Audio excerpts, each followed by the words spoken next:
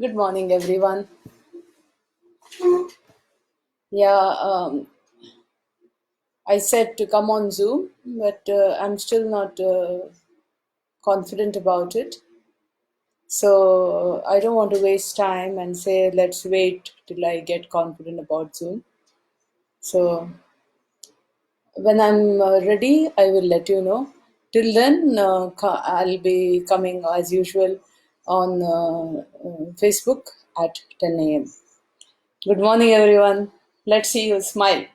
Nice big smile. Yeah, yeah, Ma, yeah. First of all, I read on Facebook about our junior Dr. Yahya Nazari has written something that he has lost someone. Yahya, we are all with you. Condolences. Very sorry to hear about your brother. Please, please remember. Yes, Rashid. Good morning. Uh, I think Rashid has logged in from Afghanistan. Yama, Yama, yes. Good morning. Um, C, I'm Lokesh. Good morning. Yeah, please. Good morning, everyone. Now, I'll just start my class. I have just sent you three PowerPoints. The first PowerPoint is continuation to what Farid, good morning. A continuation to the culture aspects I was talking about in international business. Culture aspects are extremely interesting. If I were to have you in the class, perhaps you would have shared some culture issues from your country, how you eat, how you dress at a particular time, etc., etc. See, one more culture example that I'd like to give you is whatever we may be wearing, whatever dresses we may be wearing in our daily lives, when it comes to, if you see us Indians, when it comes to weddings, we always wear our traditional attire. And when it comes to, see, I was recently, I was in Maharashtra, and in honor, they put the beautiful, headdress for all of us guests. I was a guest in one college, and they put us that beautiful dress, and a traditional, sorry, headdress, and cute welcome with all the big drums and all that. It was beautiful. Then the traditional aarti that we do. If you see in five-star hotels and big hotels where heads of states or heads of business empires come into the country, whether they are Indians or foreigners, they are always welcomed with a traditional garland and aarti. Now, I haven't been to Hawaii, but when we see pictures, excuse me, we see pictures of every tourist with a cute little flower garland. So there they are. These are all the depictions of culture. How do we show? For example, if you're showing to the, if you're showing in India a product, perhaps you would start a story with welcoming the somebody who's coming home. With as I told you, we are a context of culture where we like to use gestures. We use gestures in speaking. So depending on that, we like to like all our advertisements, not just speaking. Use this product. No, not like that. It's like this happened and that happened. There's a story, and then use this product. All right, which makes more sense to us. Depending on the context of our culture. Now there we are. Now, for example, you would start a story in an Indian advertisement with an aarti maybe, or a traditional wedding where you see the groom in a kurta pajama or a dhoti, or the bride in the traditional thing. If you see the GSBs of Mangalore, they have a very pretty tradition of, they have a white scarf that goes in a V form.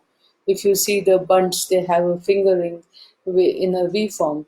So when you see them, they said, "Oh, this is a bunt lady, very beautiful fingering, very traditional."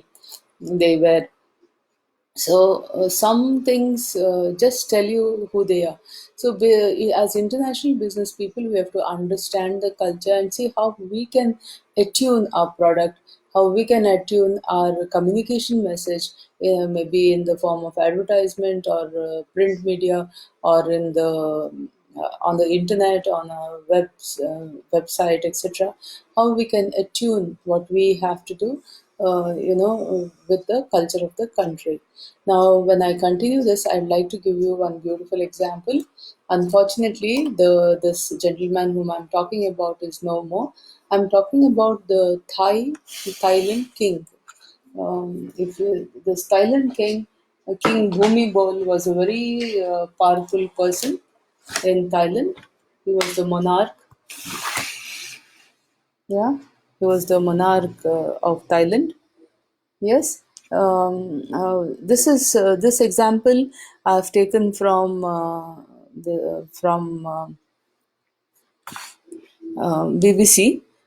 I took it quite a few years ago, and unfortunately, this gentleman is no more now. But he was a very revered and adored king. The Thailand people loved him. So this is one example where this was one of the times when the king was returning from hospital after hospitalization. He was returning, and you can see him in a pink blazer and a pink shirt. This is what the thing said. BBC said, clothing stores in Thailand have seen a rush to buy pink shirts thanks to a fashion craze sparked by the country's king Bhumibol Adulyadej. Thais have been queuing in their hundreds to buy the shirts ever since the king left hospital, wearing both a pink shirt and a pink blazer. The Fufa fashion chain said it had sold 40,000 pink shirts in that particular month. It said, "Our factory is making these shirts every day, every minute, day and night," a spokeswoman for the company said. They also said that we had an idea it was popular, but had no idea it would be this popular. Other colors. It said King Bhumibol spent, I hope I'm pronouncing it correctly, spent 3 weeks in hospital having treatment for heart problems. Thai commentators said pink first became an important color for him earlier that year when royal astrologers determined it was a good color for his health. We have astrologers in our country telling us the particular stones are good for our health and for our overall well being. We have Thai astrologers, telling the king. Similarly, we have seen Indians wearing different colors, precious stones, according to this thing. All right. So there we are. Okay. On that recommendation, a pink royal crest was designed for the king for his 80th birthday on 5th December. A civil servant, a lady, recently camped outside a clothing store from 4 a.m. to ensure she was able to buy one of the latest shipments of the pink shirts. See how beautiful this sentiment is. Wearing pink brings the king luck. I don't want him to be sick. Wow, it's lovely to be adored like this. The king, who has traditionally always worn dark suits in public, has now also taken to wearing a range of other brightly colored items, it says. This has led to Thai newspapers predicting runs on green and blue shirts. The world's longest serving monarch, King Bhumibol, is regarded by some as semi divine, and his picture hangs in most Thai homes. Like if you see in Maharashtra, many homes, almost every home, has a picture of the great Shivaji Maharaj. Similarly, in Thailand, you see the picture of the king. Although he has no official political role, he is seen as the country's moral authority. It said in a particular military coup, he helped to restore calm because people listened to him, like our own Gandhiji. The rush for pink shirts, it said, is not the first fashion craze he started. Since King Bhumibol's 60th anniversary on the throne in 2006, many Thais have worn bright yellow shirts every Monday because that was the day of the week on which he was born. You can see a picture here of a lady holding up a pink shirt, and behind in the background, I have given you the PowerPoints. Please check. In the background, you see yellow shirts, and I'll tell you why it was yellow shirts. Because previously, sorry, that's it. Previously, in the previous when he was in hospital, or when he came back from hospital previously, or previously, he was wearing his astrologist told him yellow is a good color, and there was a rush for yellow shirts. All right. So this is something of culture, how culture affects business traditions. You can see here people rushing and manufacturing and selling pink shirts. So, and if there's a particular shirt they want to wear for a particular day of the month, or day of the week, sorry, then you can predict and make those shirts. And not only that, you can make designable designs in that particular color. All right, you can make not only you can make the particular color, you can make various designs. For example, the now we are talking about pink shirts. Maybe people could make the excuse me traditional Thai dress in pink, or just a shawl to wear in pink over one of your other dresses, or maybe a pink hairband for children, for the girls with a little pink bow or something like that, and pink, there's little bow ties for little boys in pink. So the once you understand the trend that people want, what color people want, you could make a lot of this thing. Yes, Yashaswini, I can see your bright smile. Okay, I love that smiley icon. Okay, so I'm sure all of you are smiling. Yeah, give a nice big smile and we'll continue. So I was talking about, see, once you know it's a pink color, the scope is endless. You could make some item. You could make pink puppies, or pink cats, or something like that. There's stuffed toys. You could make them in pink, or you could make something. But be careful. We don't know whether Thailand people like dogs and cats as domestic pets. You have to take care of that. If you're thinking of making a stuffed toy in pink, you should first find out whether they are okay. Like in our country, we love dogs. We have domesticated them. They can stay inside the house. But it may not be so, or it may be so in Thailand. So find out whether they like dogs or cats. If they don't like, please don't make, because it would be an insult to the what you want, the concept of what you want in pink. So you have to be careful if you are making articles in pink. People may not like it at all. So this is taboo that you should not do. So this is one more thing of culture. Now we'll go on. Just hold on. I have finished. Now I want you to go into the um,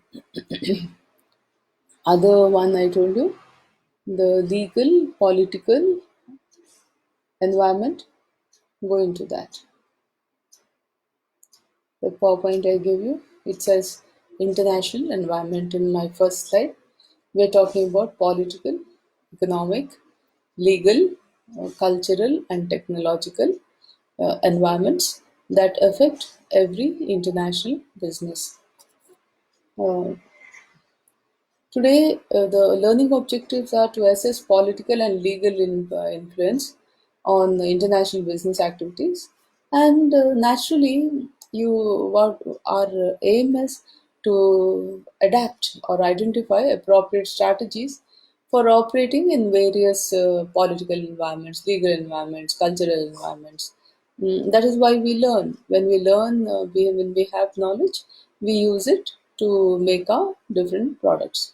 As I told you, just because people like pink, you may make clothes. Okay, clothes are fine, but maybe you should not make items in pink. They may not like it. They may throw you out of the country. Yeah, so you have to find out. And how do you do that? Get a local people to talk and see what they mean.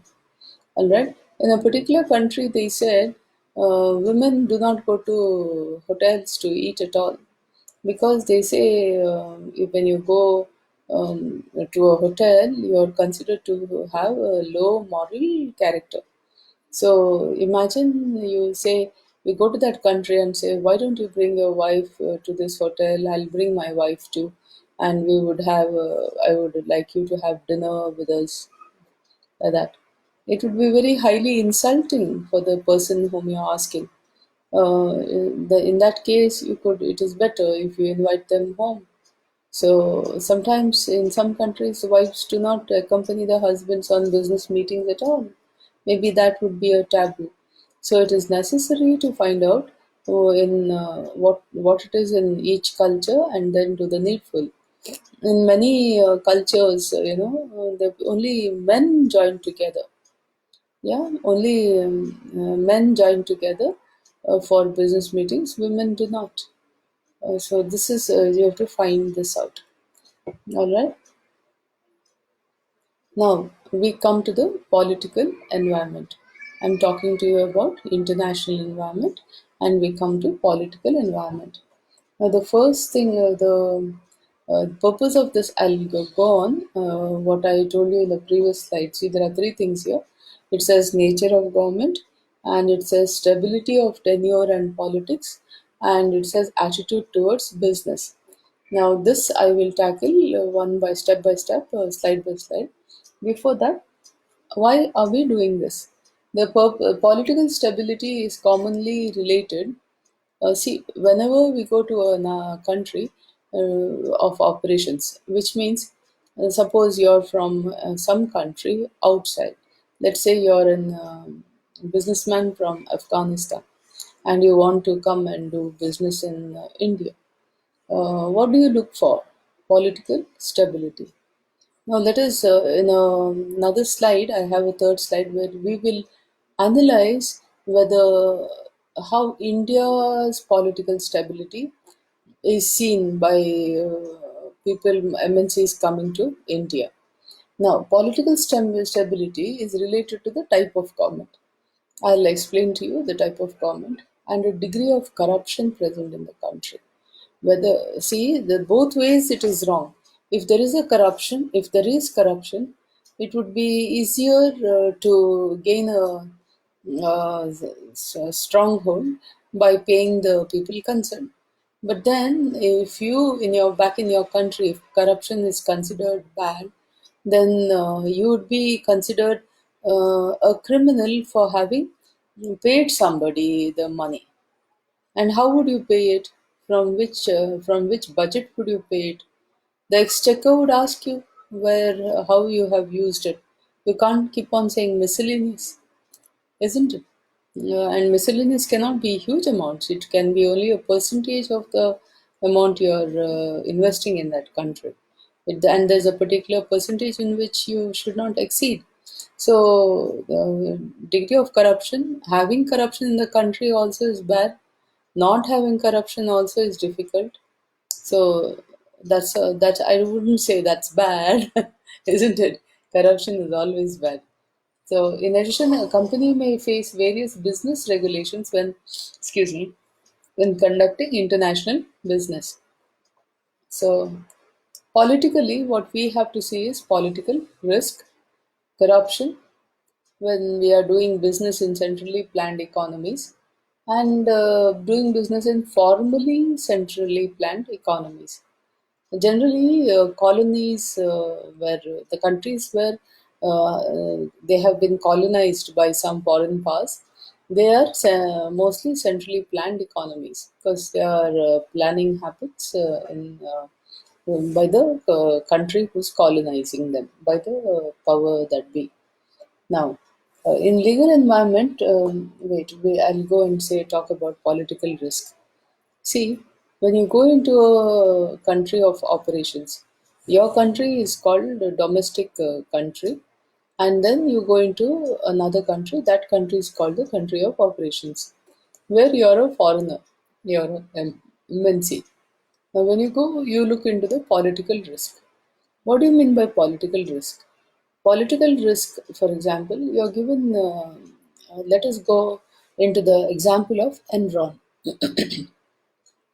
When our Prime Minister Narasimha Rao went to, excuse me, went to America in the early 1990s, the situation in India was such that a few months ago there was a crisis saying that we had money, Indian money could suffice to pay for only 2 weeks of imports. And in that situation, we had the new economic policy where we had the World Bank supporting us with loans, etc. But the condition was that we open our economy to, foreign MNCs. And then after this happened, as we know this about, I've talked to you, we have before about the new economic policy. So has other subjects you will have learned. If you are a little not skeptical or not knowledgeable about the new economic policy, it is high time you went online and looked for, you need to be very clear about what the new economic policy of India did. And you foreigners who are listening to me also need to know about in business and industry. I think you have been taught. If you have forgotten, just take the salient points or the main points of the new economic policy of the Indian government in 1991. Now, once this policy, let me go back to my example of Enron and how it entered India. Now, if you go into Bellandur area, I've seen pipelines which talk about the Enron LPG gas coming. Now, what happened is in 1991, when after the new economic policy, when our Prime Minister PV Narasimha Rao went to the US, he had a meeting with the business heads, and there was a lady, I forget her name, the chief, I think the CEO of Enron, whom Narasimha Rao's Honorable Prime Minister invited to come and start business in India. So accordingly, Enron came, and Enron chose, with the consensus of the government, a place called Dhabol, Dabhol, in Maharashtra for their company to establish. Now, Enron would supply electrical power. As you know, we always, if you have, see, energy is only changes from one form to the other. You cannot create energy. So, what if, electrical energy could be created from different sources, maybe thermal. Today we have tide, wave power, waves from the sea, tidal issues. We have nuclear energy, and also we have thermal energy, hydro energy. So many things. Now, hydroelectricity, I mean. So, how would you create electricity when India is a country where you do not have enough resources to change one, sufficient, even if the resources are there, they wanted Enron to supply electricity without using the resources of the country, already depleting the resources like coal, etc. If you consider coal is also a very depleting resource. So you cannot come to India and say, "I'll make power using your coal." It would make no sense to the Indians for having a foreign power come and make electricity, which we ourselves can do. Then what is the solution? Enron said it would bring LPG from abroad, and using this liquid petroleum gas, it would create uh, electricity for India. Now, Enron, for this sake, established a factory in Muscat, it would manufacture LPG, of course, through the oil resources of Oman, Muscat, sorry, and it was intending to use pipelines to bring LPG to India. So the agreement was you would manufacture so much electricity at so much rate, and as well you would bring Enron would supposed to bring LPG to India, and LPG also, apart from using the LPG for creating electricity, Enron was supposed to sell LPG, the commercial gas wells, to India. But then what happened? The situation that time was Sharad Pawar was the CM of Maharashtra. He was he was a congressman. Okay, yeah, he was a congressman, and at the center also there was a Congress government. So when you have the same party ruling in the state and in the center, it makes it simpler for to make decisions and to have them implemented. What happened is elections came and the Shiv Sena came into power. When the Shiv Sena came into power, they had when during their manifesto they said that we will not allow foreign powers to to have a hold in our state. So accordingly, after the Shiv Sena came into power, the Enron had to be Enron issue came up. So see, having a foreign MNC established already, and then to ask them to leave is not a it's a dicey issue. It's not easy. So then there were discussions, and Shiv Sena agreed to keep Enron in the state, provided they give the power at a much lower rate than what was envisaged. Enron agreed, but at the same time, it got so the solution was they would produce more than what they had previously agreed if they were to reduce the rate at which they were giving the power. So what happened here is the center was still Congress government and the Maharashtra government was Shiv Sena. So there is issues of disagreement. So the Enron had difficulty. Finally, a solution was reached. Today, let me not go into the issues. If you want to know more about this, please Google. But I wanted to tell you about how political risk can happen, especially when you have a federal type of government. Not exactly federal because we don't do all the thing. See, we have a concurrent list, we have a state list, and we have a center list. You know that the kind of decisions, the kind of law and order. Recently, we know, let me not go into such. Forget what I said. Now, this is the issue. So Enron certainly went into had the problem of facing the political risk. So what you want is a firm government and a government telling you we are not going to tell you to get out. For example, in China, what happened? We have communism, and the Chinese government. There's a new kind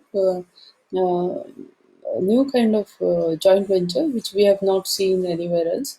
When you go into China, when a MNC goes into China, it makes a joint venture with the government itself, and the government assures them that they will give all the infrastructure, the manpower, etc., within the country, and that is within the country. That's why foreign direct investment is highest at its peak in China, because you don't need to search for an MNC within the country who will agree to, you have to have rounds of talks and say, okay, we are going to do this, you are going to do that. Sometimes there are very small reasons, like suppose A comes to, suppose A is a domestic business and B comes into the country as an MNC. Then there are small issues like, should your joint venture be AB or BA? You know, domestic company would say, I'm in the country, so let our MNC, let our joint venture be called A first and then B. But the multinational could also say, I'm such a big multinational, whenever I go to other countries, it's always B and then something else. So it should be BA. I will not. I think Asia Brown Boveri also had this. ABB also had this issue when they wanted to keep the name. Which one has to come first? So there are various issues. Even this issue of a name can come up. So this is what I'm talking about, political risk. And but in our country, if you see, it is such that, yeah, Harish. It is such that whatever happens, our government, whichever government comes, it does not change the industrial policy. The industrial policy remains the same in order to give stability to the uh, MNCs, that are MNCs or every business in the country, or those have come from abroad. Industrial policy is pretty much stable, and our governments also are pretty much stable. We are currently in a government which has ruled 5 years, and it has come back. So it's not as if we see in the history of since 1947, only twice in the history so far has the government not done its full tenure. So in our country, when the government has done full tenure, so many new governments, but all the governments have done worked full tenure, except I think during the emergency. Just check class twice in the, if I'm not right, in the history of our country ever since we became independent, only twice we have our governments has not completed the full tenure of 5 years. So, given that it's a very small percentage, given the number of governments which have come into our country, so there we are. This is also a political risk, the tenure of the government and the type of government. I'll tell you as we go on. In the once again, I will go out. There's a very light. I'll go on into legal systems and right here. Yeah. I'll go into legal environment, and any other political risk also is like I will talk together. Now, legal environment is first thing is differences in legal systems. Now, suppose a foreigner comes into India, a foreign company comes into India, their legal systems will be different from Indian legal systems, how the law works, etc. An MNC has to be careful and mindful of their home country laws as well as the host country laws. India becomes a host country for a foreigner, and suppose someone comes from Germany, Germany is the home country for them, or the domestic country, and a German firm in India would have to be mindful about German laws in trade, not only in trade, in looking after their people, human resources laws, the labor policy, apart from other policies, import, export policies of their country, as well as all these policies, including the HR policies of India. So both ways, and yeah, many times you have to see about. I have not yet spoken to you about the pros and the pros and cons about having an MNC in the country. Perhaps tomorrow I will concentrate on telling you, should we have MNCs, should we not have MNCs, should we have MNCs in FDI, is it better to have FDI or not? All this will be tomorrow's topic. If you wish, you browse online and keep your views ready. You can also type here. Let me see, I'll maybe going on Zoom. I'll try my best. Yesterday was, I did try. I'm not comfortable yet. Well, I'll get comfortable on Zoom. Trying with one few of your, we'll do a pilot session today evening if possible, and then once I'm sure, um, I'll give you the link to come on Zoom. Now, whereas I was talking to you about the legal environment, the impact of MNCs on host countries. I'll talk to you tomorrow. Whether do you want a MNC? The one thing I'd like to tell you is the gain of jobs or the loss of jobs. All right. Next, in legal systems, what differences you see is the rule of law. The rule of law, how much the law is implemented, how much, but it's pretty much high, isn't it?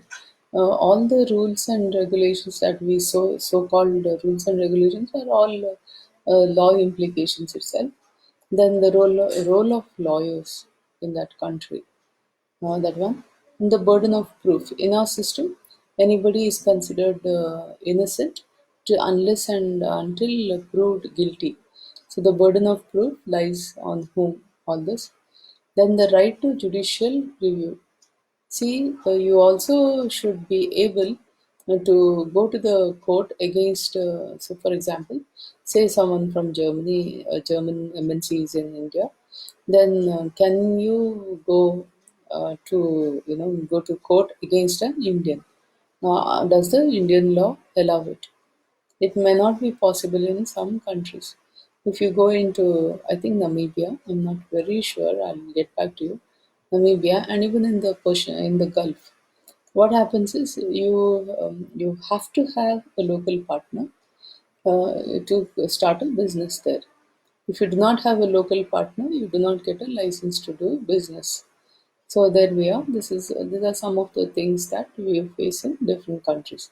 In India, it is not necessary to have an Indian partner to start your business.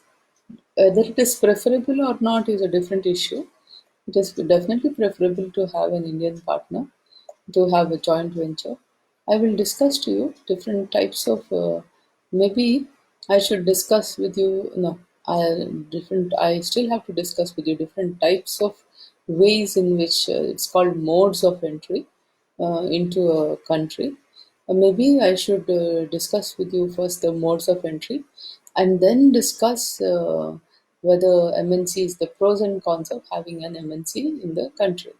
So that would make more sense because FDI, if you do not understand what is FDI, if you do not understand what's a joint venture, what is a franchise, what is licensing, I would not be able to tell you the ways in which when you talk about pros and cons, you have to understand the types and ways they come to India.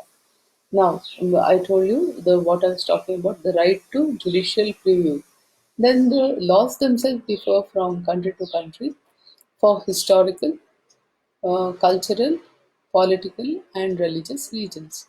You may saying why ma'am is saying historical. See the Code of Hammurabi in Iraq. Uh, it was a law, right? Very modern. I think Iraq law itself is based on originally the Code of Hammurabi. Manusmriti in our country has Manusmriti impacted Indian law? We have to see. All right, and so whether any religious texts have impacted our law, or is it only legal wisdom of our historians that have historians or the people who made laws, whether judicial precedents helped in making laws, Precedence means something has happened, there's a case, and that case has been judged in a particular way. All right. So imagine in that, so the precedence means there was a similar case. Imagine they'll look for a similar case, and this was a judgment given. Based on that judgment, we are also giving you this judgment, like that. Okay. Then cultural, I've spoken about political, religious, I'll come to that. Difference in legal systems are like this. There's a common law, civil law, religious law, and bureaucratic law. Common law is based on the cumulative wisdom of judges. Cumulative wisdom of judges' decisions on individual cases through history or legal precedents. As I said, say A and B had a fight over property. All right, the property belonged to B maybe or something like that. A and B had a this thing. So there was a particular whom the property belonged to. There was a set of and like situations, context, and then a particular judge gave a particular decision, and the case was closed. Now, say in about 3-4 years or in 15 years, the a similar case is being fought by from A and B on property, and the context is similar. Then the judge generally says, based on the case of A and B done 5 years ago or 15 years ago, and the judgment was like this, I will base my judgment on the same case, similar case, the precedence of the precedence. My judgment is based on precedence. What happened, what the judgment was given, similar judgment I'm giving now. Then, statutory laws are enacted by legislative action, which we all know, and administrative law may vary. Administrative laws may vary, like the mode of operations. Okay, so that is common law. Next is civil law. Civil law is based on codification or detailed listing of what is and what is not possible. For example, in a society, this is the way it should happen. This is the way marriage should happen. This is the way, it's, all this, whatever happens in society. This is the way the resources should be shared. The duty of the government is to look after law and order, provide the people with water, electricity. So this could be a code, all right? This is civil law. It originated with the Romans in ancient times. Next, you have difference between common law and I don't want. We'll go ahead. Religious law. The third one is religious law.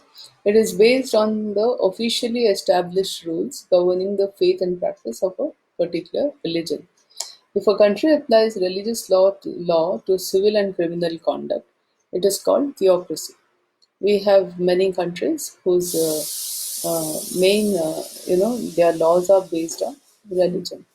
Entire country belongs to a particular religion, and what religion says is, yeah, do. Their law says do. What religion says you're not supposed to do, their law says no, it is not done here. So that is how religious law. So wherever there is religious law applied to the laws of a country, it is called theocracy. Then you have bureaucratic law, the legal system in some countries, like communist countries and dictatorships. There are dictators. Whatever the country's bureaucrat or the dictator says, it is, regardless of the law of the land. Protection of legal rights also may be ignored. Sometimes you have seen human rights also being ignored. So the implication of all this is, can a MNC go into a country where human rights are ignored? When human rights are ignored, individual rights are ignored. Who will give you justice if a local has a fight with you and takes away your property of the MNC? If you may be disregarded. So, is it worthwhile going into a country like this unless you make immediate profit and get out? If you have a project that you sell something, you finish it and come out, or you just give a consignment and come out. You don't establish yourself there. Then it would be worthwhile, as long as the whom the power you decided, if they are in power, the government with which you dealt are in power, it could be okay. But if you stay for a long time, what could happen? You understand? So, why I'm talking about political and legal systems is, if the legal systems and political systems are not up to your liking, the decision of whether you should go there, whether you should go for a short time, finish your business and come out, or just supply something and not go there, to get your money. The way you get your money may be in advance. Suppose you don't get your money, and if you don't get your money, the laws of the country do not allow a foreigner to go to court against a domestic person. What will you do? You understand? So these are the issues you have to think before you go into some country of operations. That is why I'm talking to you about all this. Sometimes protection in dictatorships, protection of legal rights also may be ignored. Yeah, you remember this country Idi Amin used to rule, and Uganda. I believe Ugandans, Indians were told, in Uganda there were a lot of Indians. Indians were told, irrespective of whatever you are, in 3 months or something, or I think 3 months, just leave the country. Yeah, you cannot take anything. You can leave the country. Yeah. So many people, I believe it's at least your life, they have not killed you. You have to go out. This was Idi Amin's rule. Okay. Now, please remember that I believe some smart Indians immediately converted their property into gold and left the country. But within a week, I believe soldiers became aware that Indians were leaving with gold on them, and people lost their gold also. So people, and whatever fixed deposits you had in bank was all had in banks were all taken over by the government. So when you have risk in these cases, is it nice, or is it possible that you can go into such a country and do your business? You see, so this is the implication. Now, laws, for example, affect all facets of a firm's domestic operations. Like, first of all, managing your workforce, how you recruit, all right, how you compensate, superannuation, and industrial relations laws. Somehow, plus, I'm feeling that I'm going deep into it, and I shouldn't rush into it. So I will continue from home country laws this slide. I'll continue because I need to talk to you more in depth. I don't want to rush this. First, tomorrow I'll start with this, and then I will go into what I told you. I told pros and cons. Before pros and cons, I'll go into mode of operations. I will email you the slides. Hope you enjoyed my class. And there is much more to talk about in this political and legal issues. I will talk to you tomorrow. I have sent you one more slide. In that slide, what I'm going to do is, when I talk to you, I'm going to ask you to think whether this aspect is there in our country. How safe is India for a multinational? 100% safe, actually. All right. So I will talk to you about whether it's safe or not, etc. in Indian context. So I think I need another class on all this. I will come online tomorrow at 10 a.m. sharp. Thank you, class. Please ponder over what I said. And when I come back to class in the department, we can have discussions on what I've been talking about. What are your views? And we can have debates on whether it should happen or not, etc. Okay. With this, I'll stop here for your seniors. I'll end my video. I will go on into, because see, it's okay, I can do a 2 hour class, but you have to assimilate it. And it's not only that I'm talking and you're listening and you're saying, yes, that's good. I want you to think. I want you to think on what I said. And I would like you to give your opinions related to your country, the country where you're staying, or the country where you're from, or India itself, what you faced. Or when you talk about practical examples, only then it stays in your mind. And see, all of us need to be very savvy with international business strategies, how to make strategies, what are the ideas on which you base them, etc. Now, class, give me a 5 minute break. I will come back to you. Now, the time is 11:09. Maybe in around 5 or 6 minutes, I'll come on for the juniors. Juniors, get ready with your pens, with your scales, everything, because we are doing operations research. I'll decide what I need to do and we'll go ahead. I may, if there is nothing more to teach, I will just revise all that I taught you previously, and I will go on to. I don't want to linger too much on one chapter. We'll finish it. I will finish it. I'll talk to you now. It's a seniors class. I'll talk to you. I'll come back in about 5 minutes. All right. I need a small break, need some water, etc. Okay, give me 5 minutes. Juniors, all log on, please. I may start a new chapter itself because I always come back and do thorough revision for you from each chapter. So now we can go on, I think, when there isn't anything of importance in that chapter left. All the best, class. Smile once again. Yeah, I have only 28 teeth to show. You show me your 32 teeth. Let's see. A smile very bright like this. Alright? With your eyes, not just this. Let your eyes smile for me. Yeah? Love you, class. Take care. Okay? Be strong. Stay at home. Obey the rules that the police are enforcing. Please don't be rude to them. Thanks to them, we can live a peaceful life. Imagine a situation where the country does not have law and order. I'm a repatriate from Kuwait. You know what happened in Kuwait? Once the wars, Iraq invaded Kuwait, I was very much in Kuwait. I know for 2 months we have lived in a country where there was no law and order, where AIDS patients left the hospitals and roamed the streets, it seems. This was the news. We didn't have WhatsApp, thank God, otherwise, how much more scarier life would have become.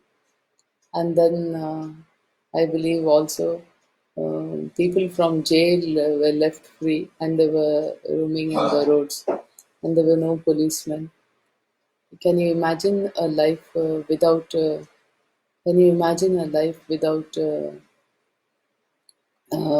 our policemen? They are doing a great job. Please support them.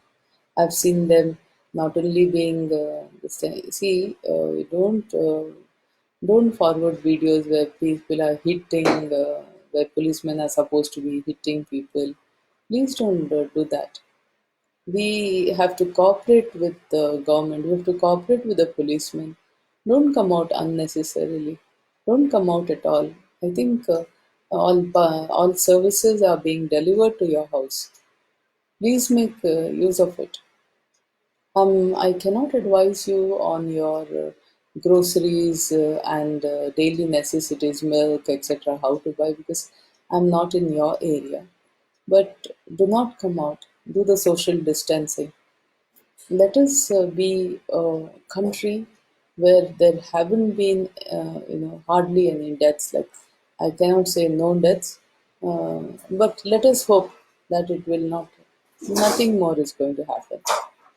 Let us be a country, a model country, where social distancing has broken the chain. Let's break the corona chain. Let us show the world that India can do it. And we can do it only if all of us cooperate. We Indians are really great. We have gone through so many invasions, etc., etc. etc., etc. All right. I hope I'm sure we'll win it. Smile, take care, all the best. I'll see you tomorrow at 10 a.m. sharp.